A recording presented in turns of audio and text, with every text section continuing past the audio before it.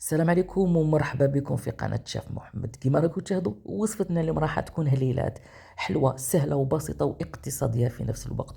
فوق هادشي كامل بنينا جمعنا ما بين القرمشة والطراوة، حشوة حطري ومن برا كروستيونت، فيها واحد البنة ولا أطيب ولا أروع. ودوك تشوفها في شاحن نرمدوها، أكيد راح تعجبكم لو كان تجربوها تولي معتمدة في مناسباتكم، سيرتو مع أتاي راح تكون حاجة بزاف بنينة.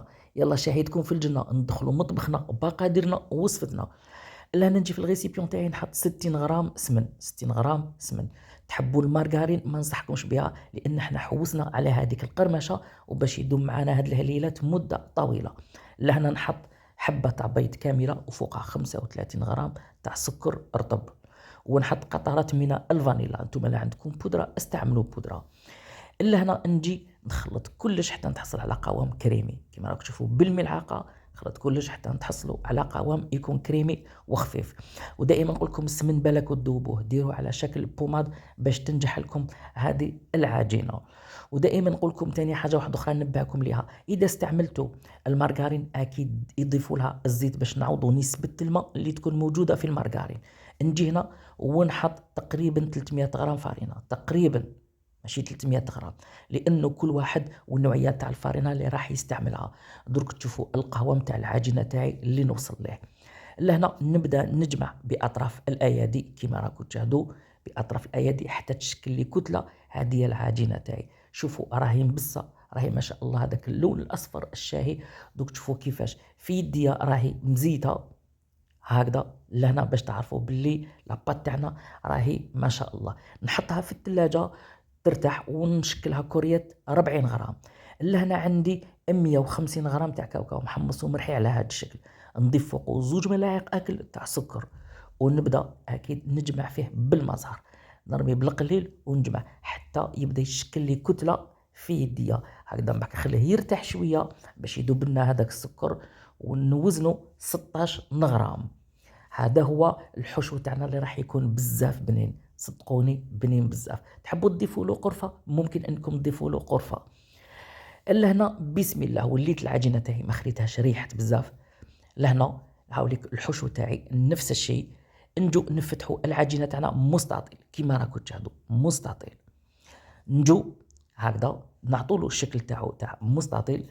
لهنا نحطوا الحشو ديالنا، ودائما الحشو كي نحطوا نحاولوا انه بالاطراف الاصابع نوقفوه باش يجي شويه عالي باش تجينا الحبه تاع التشارك تجينا بيان بومبي. احنا يهمنا الشكل، تهمنا لا فينيسيون. ودائما كي توزنوا راح الحبه تخرج لكم كامل كيف كيف، ما كاش الزايد وما كاش الناقص. هكا نلف الحبه تاعي تاع التشارك ولا الهليلات ونقفل مليح ونضغط، نحاول اني نخرج الهواء. ولا ما قدرتش نخرج الهواء معليش ماشي مشكل، كي نشكلوها في الاخر راح نثقبوها راح يخرج منها الهواء. شوفوا كيفاش راهي من الفوق ملساء كيما راكم تشاهدوا وراهي عاليه. لهنا هذا هو السر تاع الهليلات تاعنا باش يجونا شابين ويجونا واقفين. هنا نجي نحربش بيديا بصح ما نمش كامل الوسط، نروح غير للاطراف، نروح للاطراف حتى يعطيني الشكل هذا هو تاع التشارك. لهنا نجي ونغلق الحبه تاعي. لهنا شوفوا شكلوهم كامل هكا، والاطراف ديروهم هكا شويه رقاق، وحاولوا انكم تخلوهم يرتاحوا واحد نص ساعه. كي تشكلوهم كاع بعد كي تحطوهم في سنيوه باش يطيبوا غلقوهم باش يجونا الاطراف شويه القرون تاعهم مغلوقين. احنا حبيناه يجي شويه مغلوق. ندخلوه نطيبوه على 180 درجه يطيب لنا 12 دقيقه. ما طيابو سهل بالبزاف كيما فهمتكم. حاولوا انكم الحبه كي تروحوا طيبوا تغلقوهم شويه كي تحطوهم في البلاطو تاعكم. يلا نجوزوا نوجدوا القطيفه تاعنا اللي راح نرمدوا فيها هاد الهليلات الشابين.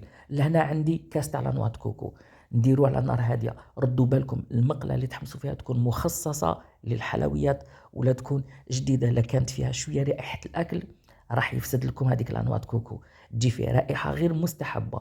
نار هاديه والتقليب المستمر لانه يتحمص بسرعه ويعطي لون بسرعه. كما راكم تشوفوا هذاك اللون الذهبي الشاهي ما شاء الله. نجي لهنا واش راني حنضيف فوقه. لهنا نطفي النار تاعي اكيد. واش نضيف فوقه؟ نضيف فوقه 2 ملاعق كبار تاع كاكاو البني، 2 ملاعق تكون نوعيه مليحه تاع كاكاو البني كيما راكم تشاهدوا، ونزيد 2 ملاعق كبار تاع سكر حرج عاديه، ونخلط كلش. لانواع كوكو دافيه راح تعطيني، شوفوا، واحد ليفي اللي هو صح قاطفه ما شاء الله. شوفوا هذاك التحريك، نحركوا ندخلوا كاع المكونات مع بعضها، هذا هو القاطفه تاعي اللي تحصلت عليه. انا دركا نخليه يبرد اكيد ونجو نكملوا حلوتنا. شوفوا كيفاش راهو مزربع كل حبه مع اختها، هذا هو القاطفه تاعنا. هكذا اكيد درك واش قعدنا نجو اكيد نجيبوا التراك تاعنا بعد ما طاب وبرد، نجيبوا معجون مربى المشمش. تقولوا لي نديروا عسل، نقول لكم لا لا، ما نصحكمش بالعسل، مربى المشمش. هكا نغطسوا الحبه تاعنا مليح في المعجون، ونحاولوا انه المعجون كاع يقيس الوجه تاعها الفوقاني كيما راكم تشاهدوا. كملوا انتوما بالفرشاه بالبانسو تاعكم، اطليوها كامل، وشوفوا كيفاش جاو القرون مقابلين كيما فهمتكم. تغلقوهم شويه كي تحطوهم في السنيوه، نجينا نحطها مباشره في القاطفه تاعي. هكذا نرمدوها مليح، نحاولوا انه نقيسوا كامل الجوانب والوسط كي هكذا كيما راكم تشاهدوا. العمليه سهله وبسيطه، اكيد هذه العمليه راكم كامل تعرفوها. هكذا انا نرمد كامل الحبه تاوعي، ان شاء الله كما يقول لك نشوفوهم في صحن التقديم تاعنا.